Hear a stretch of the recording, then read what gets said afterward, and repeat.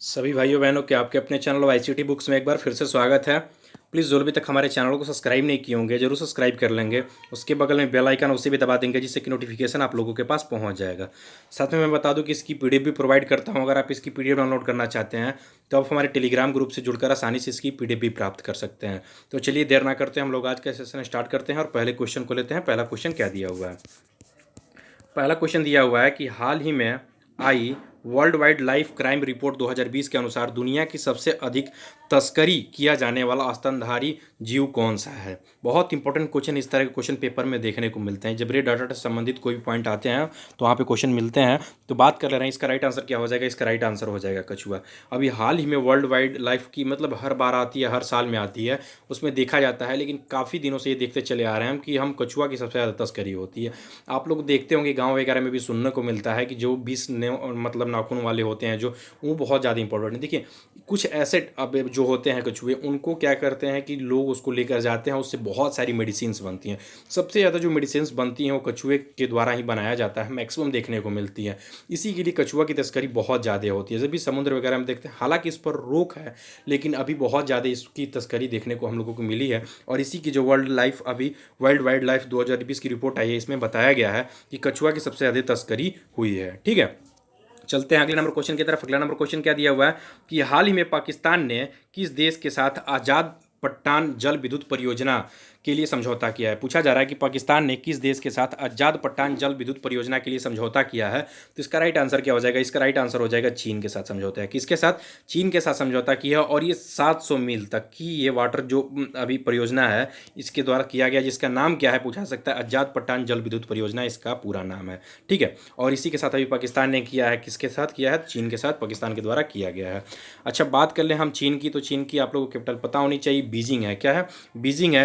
रेनमिंबी यहाँ की मुद्रा है। और शी जिनपिंग जो फिलहाल में यहाँ के अभी क्या है कि यहाँ पर अभी फिलहाल में राष्ट्रपति के रूप में बने हुए हैं।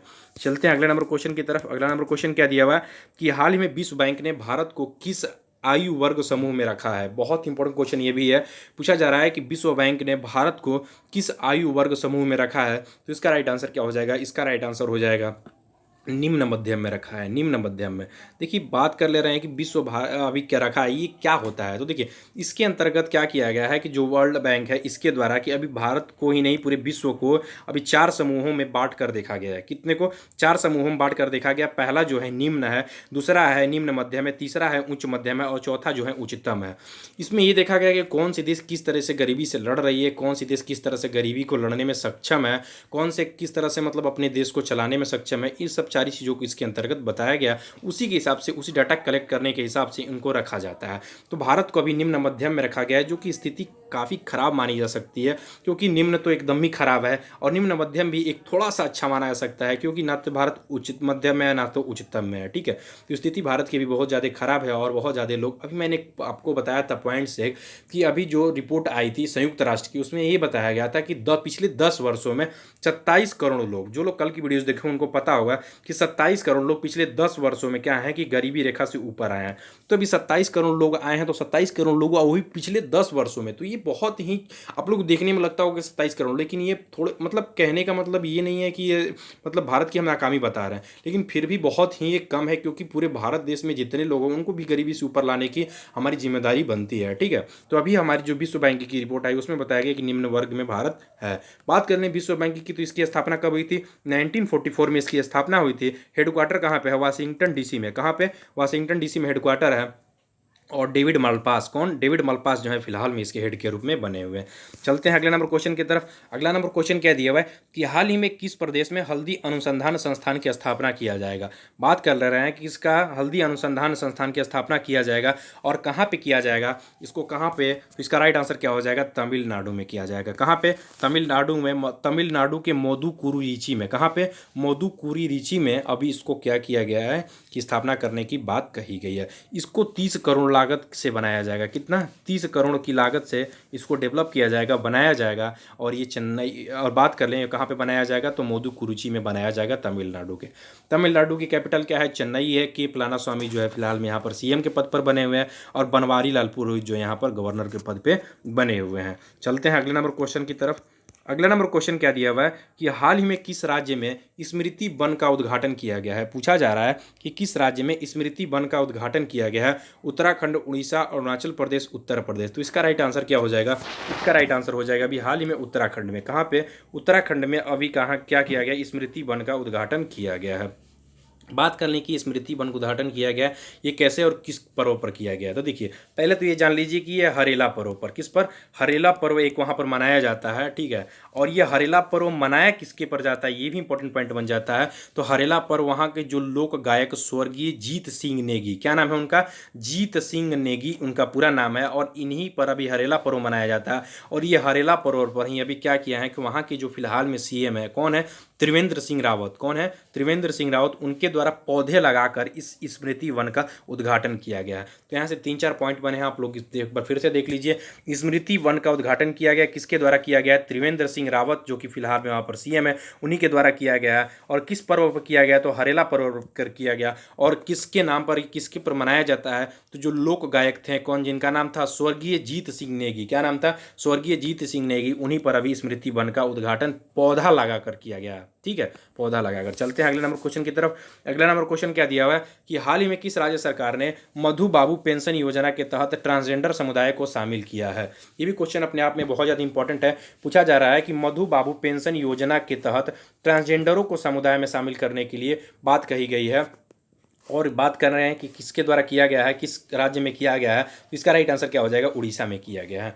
इसमें देखिए इंपॉर्टेंट पॉइंट क्या है, तो इसमें यह है कि इसके अंतर्गत पहले ही अभी बेसहाय, बुजुर्ग, विधवा तथा जो भी दिव्यांग लोग हुआ करते थे, इन सब मतलब जो भी असहाय लोग, बुजुर्ग भी असहाय होते, विधवा भी, बात कर लें दिव्यांग, तो ये सब जितने भी असहाय लोग थे इनको पहले कवर किया गया था, इसके अंतर्गत रखा गया था, ठीक है। तो इस मधु बाबू पेंशन योजना के तहत, लेकिन अब इसके अंतर्गत ट्रांसजेंडरों को भी शामिल करने की बात आ गई है, ठीक है। तो ये अपने आप में इंपॉर्टेंट क्वेश्चन है, और इस तरह के क्वेश्चन पेपर में 100% देखने को मिलते हैं, ठीक है। बात कर ले हम उड़ीसा की, तो उड़ीसा के फिलहाल में कैपिटल क्या है? उड़ीसा कैपिटल भुवनेश्वर है, और फिलहाल में सीएम कौन बने हुए हैं? तो नवीन पटनायक हैं। और बात कर लें कि गणेशी लाल जो है फिलहाल में यहाँ पर अभी गवर्नर के पद पर बने हुए हैं। चलते हैं अगले नंबर क्वेश्चन की तरफ। अगला नंबर क्वेश्चन क्या दिया हुआ है?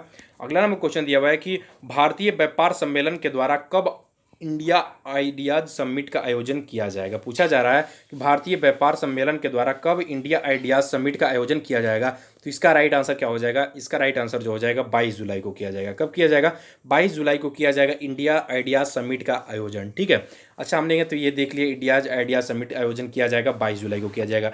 किसके किसके कौन कौन इसमें शामिल होगा ये जान लीजिए। हालांकि जब ये होगा तब आप लोगों को फिर से एक बार बताई जाएगी, लेकिन देख लीजिए इसमें भारत और अमेरिका के बीच में जितनी भी चीज़ों के समझौता, आर्थिक, सामाजिक जो भी चीज़ें हैं, समझौते किए जाएंगे। और कोविड-19 से निपटने के लिए सारी चीज़ों पर इसमें क्या क्या विस्तृत बातें किया जाएगा। भारत की तरफ से हमारे जो प्रधानमंत्री जी हैं, कौन है? नरेंद्र मोदी जी, उनके द्वारा भाग लिया जाएगा। और अमेरिका के जो फिलहाल में अभी जो विदेश मंत्री हैं, कौन है? माइक पोम्पियो, उन्हीं के द्वारा इसमें भाग लिया जाएगा। किसके द्वारा? माइक पोम्पियो के द्वारा। देखिए पीएम जब बात आ रही है तो पीएम से आप समझ लीजिए नरेंद्र मोदी हो जाएंगे, और माइक पोम्पियो मतलब एमपी मतलब माइक पोम्पियो जो हैं अमेरिका के, इनके द्वारा क्या किया जाएगा? भाग लिया जाएगा इसके अंतर्गत इंडिया आइडियाज समिट के आयोजन, ठीक है। इंपॉर्टेंट पॉइंट है, इसे जरूर ध्यान दीजिएगा। चलते हैं अगले नंबर क्वेश्चन की तरफ। अगला नंबर क्वेश्चन क्या दिया हुआ है कि हाल ही में किसे टोरंटो इंटरनेशनल फिल्म फेस्टिवल 2020 का ब्रांड एम्बेसडर बनाया गया है। पूछा जा रहा है कि टोरंटो इंटरनेशनल फिल्म फेस्टिवल 2020 का ब्रांड एम्बेसडर किसे बनाया गया है। तो इसका राइट आंसर क्या हो जाएगा? इसका राइट आंसर हो जाएगा प्रियंका चोपड़ा को। किसको बनाया गया है? प्रियंका चोपड़ा को बनाया गया है। बात कर लें, इसको हम लोग शॉर्ट फॉर्म में जानते हैं, TIFF के नाम से जानते हैं, टीफे के नाम से हम लोग जानते हैं इसको, ठीक है। हर जगह आप लोगों को यही देखने को मिलेगा। तो इसका अभी ब्रांड एम्बेसडर किसे बनाया गया है? तो प्रियंका चोपड़ा को बनाया गया है। और बात कर ले टीफे की, इसकी स्थापना कब हुई थी? तो 1976 में हुई थी। कहाँ पे कब हुई थी? 1976 में। और कहाँ पे है इसका हेडक्वार्टर? तो ये इसका हेडक्वार्टर जो है टोरंटो में ही है। कहाँ पे है? टोरंटो। और टोरंटो आपको पता होना चाहिए कि कनाडा में है, और इसी का ब्रांड एम्बेसडर अभी प्रियंका चोपड़ा को चुना गया है। आपको ये क्वेश्चन बताना है कमेंट में, जो लोग पीछे की वीडियोज़ देखे होंगे उनको पता होना चाहिए कि जो सैफ अली खान है और करीना कपूर है, इन दोनों लोगों को क्या किया गया था? कि अभी नियुक्त किया गया था। किसका किया गया था आप लोगों को बताना है कमेंट में, किसका ब्रांड एम्बेसडर इन दोनों लोगों को बनाया गया था, ये कमेंट में आप लोग आंसर बताइएगा। ठीक है, चलते हैं अगले नंबर क्वेश्चन की तरफ। अगला नंबर क्वेश्चन क्या दिया हुआ है कि हाल ही में सीबीएसई ने एआई करिकुलम के लिए किस कंपनी के साथ साझेदारी किया है।